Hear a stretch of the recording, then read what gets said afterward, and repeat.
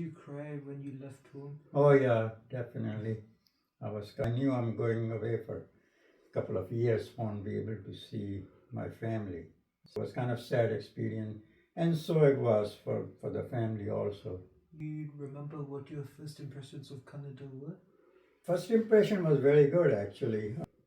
I got there in the evening, and the next day I got up, it was nice sunny weather.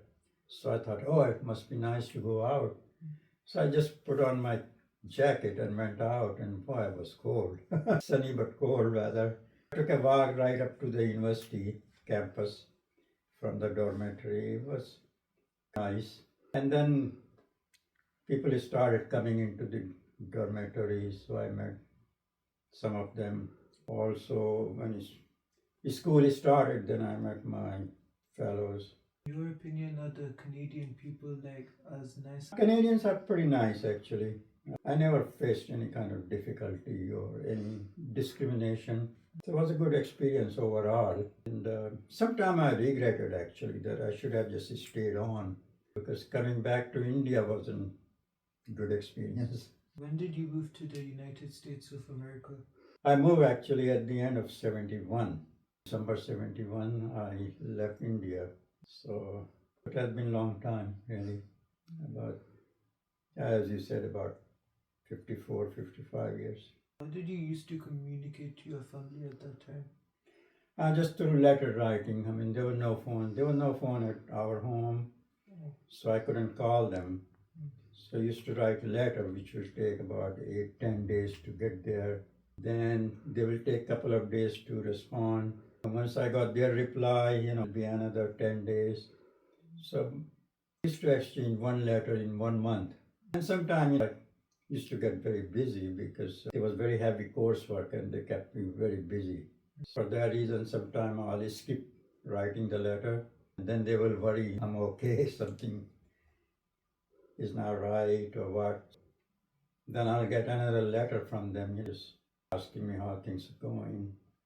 Do you remember the first telephone call home? No, I never really called home. Never did, because we did not have phone at that time over there. Phone actually in India used to be very difficult to get phone line connection. You make an application, then you wait for 5 years to get it. And in that area, there were no phone connections either. So even if you applied, you couldn't get one. Approximately what year did you get the ability to be able to call back to India? I think first time actually your grandfather got the phone. Then in a letter I got his number and I called back, and he was happy. Oh my God, it had been a long time since I heard your voice. That was my first conversation back home on phone.